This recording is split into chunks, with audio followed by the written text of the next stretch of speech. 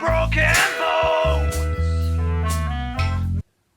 Yeah, so the final part of the puzzle is my microphone setup, and for this I do use quite a different setup to live to recording. I've used this one in recording and I'll show you this one in a minute. Also have a stomp box on the floor, which you can see in the pedal setup, which you can hear as it moves the camera as well, and put through a bit of bass on that.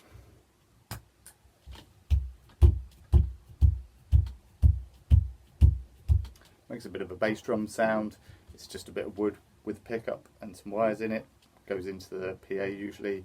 Just tell them to crank the bass, turn down the treble and middle, and there we go. But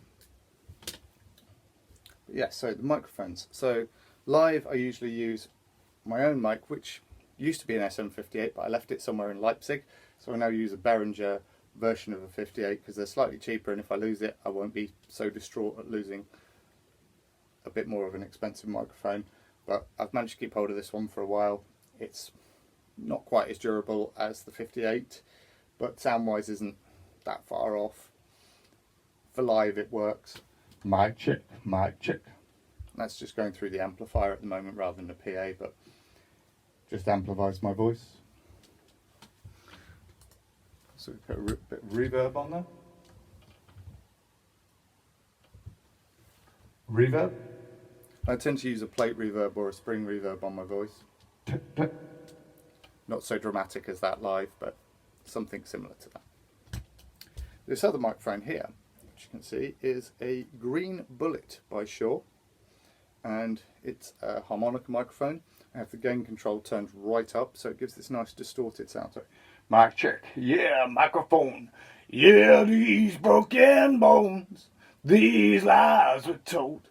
I love how tinny and crispy and nice it is compared to this one, to this one, this one, to this one.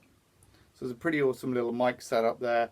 Just for live, it means I can change voices.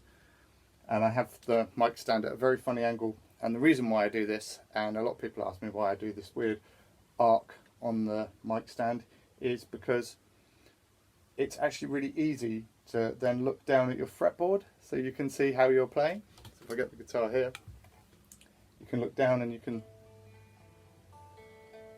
yeah. It's really easy to look at the fretboard when you're playing, because I started life really as a bass player, and then I moved on to being a singer, and guitar came much later. So for that reason I do still need to look at the fretboard sometimes. Although when I play live quite often I shut my eyes now because I know my songs that well. But it's kind of become a habit, and I have this weird arced microphone, and now I've added this extension arm with the bullet mic. Now for recording in the studio, and there's more on that on my Patreon if you want to sign up to patreon.com/Tim Holhouse. I do a whole thing on the home studio, soundproofing, field recordings, and all the behind the scenes ways that I work. But the main microphone I use for recording my voice, found over the years through trial and error that some of the really expensive valve microphones don't work as well on my voice because it's a little harsher and gruffer than most, is actually what a lot of radio DJs use, which is an SM7B. And I love how my voice sounds with this, and I've used it on several albums. And I was introduced to this microphone by Robert Hobson, who did the album Come, did Earth Crumbles Into the Ocean, and loads of my other stuff as well over the years. And Rob was really great. He set this microphone up and said, let's try this on your voice. And rather than using all the really expensive microphones he had, this one, which isn't cheap, but it's one of the sort of mid-range microphones. A lot of DJs, you will see them holding one of these. The SM7B, it just works really well for my voice, bit of plate reverb on it, and my harsh voice sounds great. But I don't take this one out live. It's not really a microphone I want to take out live. It's a bit of hassle as well. So I just use a basic microphone setup when I'm playing live, just to keep it real. Thanks for coming on Gander at my gear, Tim. It's been awesome having you. Thank you very much for having me. It's been really fun to gander at my gear. Thank you very much, Zach.